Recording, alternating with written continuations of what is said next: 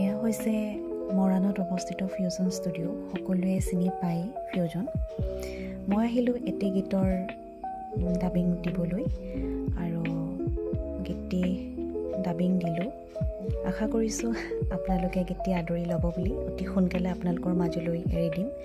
গীতটি সুৰ কৰিছে কথা সুৰ ৰাগ পৰাগ ৰাগদাৰ আৰু মিউজিক কৰিছে প্ৰশান্ত শইকীয়াই আৰু ৰাজীৱ দাই বহুত সুন্দৰকৈ ডাবিংটো ল'লে আৰু আপোনালোকক অকণমান গীতটি শুনাই দিছোঁ।